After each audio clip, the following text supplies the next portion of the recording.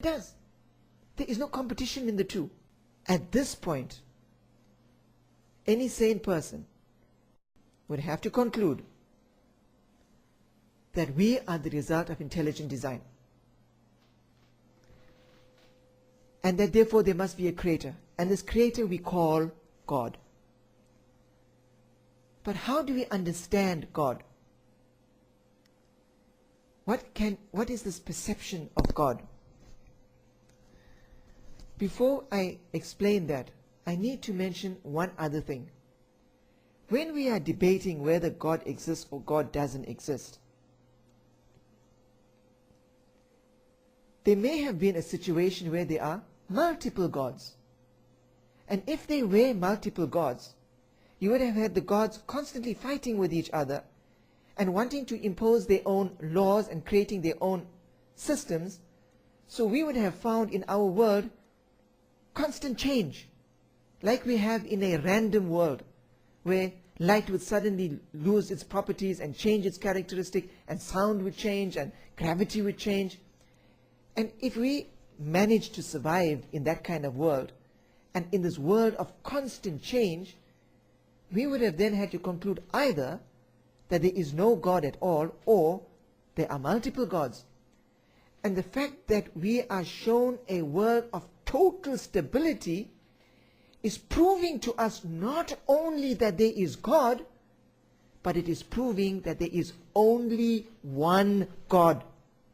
This is what the signs are there for us to see, to observe, and to conclude. But how do we understand God? It is difficult for us to understand God simply because of the fact that God has created us in a dimension which is a dimension that involves time and space, but a dimension, but God is not part of this world that we are, in the sense that God has created the world, the stars and the universe and heaven and hell, but God is in another dimension. So God is not bound by the principles that he uses to keep order in the world. And these principles that we study, we call them laws of nature. We call them laws because they are fixed. These laws are fixed. They remain constant. They are predictable. And because they are predictable, we call them laws. Now, God has made these principles which we call laws, and we are part of this physical world, but God is not bound by these principles. God made these principles, but God is not bound by them. We understand life and death.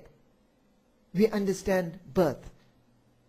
But God is not part of this. God, there is no birth and there is no death with God. God always existed and will always exist. God doesn't die. God doesn't get tired. God is all knowledge and never forgets. This is the reason we have difficulty in perceiving and understanding God.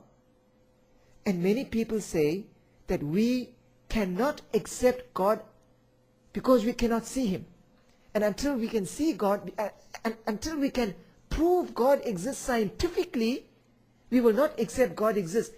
And this is the lunacy, the insanity that has crept up into us through the misdirection of Satan. Because the entire scientific principle that we use based on observation and deduction, which helps us to explain gravity and other things, means that God exists. So when we say that we cannot accept God, what we are saying is, through our process of observation and deduction, we accept light, we accept sound, we accept gravity. Even though we cannot see gravity, we accept it, but we cannot accept God because we cannot see it. This is a dichotomy. This is a state of either a person has not thought it through, or the person is intentionally deceptive, or the person is insane. It has to be one of those options. It cannot be that you can accept gravity, but you cannot accept God, because it's based on the same principle of logic. So God exists. That God exists and God is one.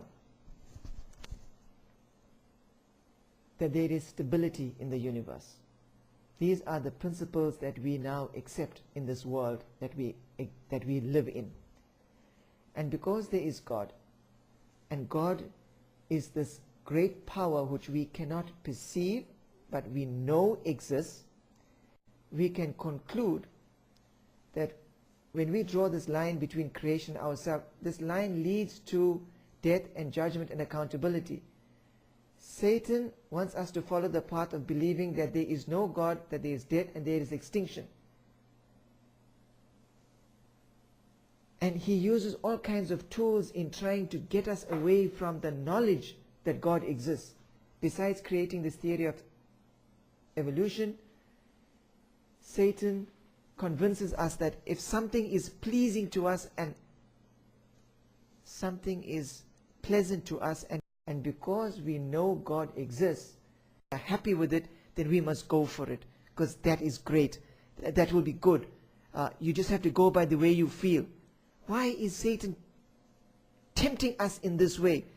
Because that is contrary to what God teaches us. God teaches us there is a definite right and wrong.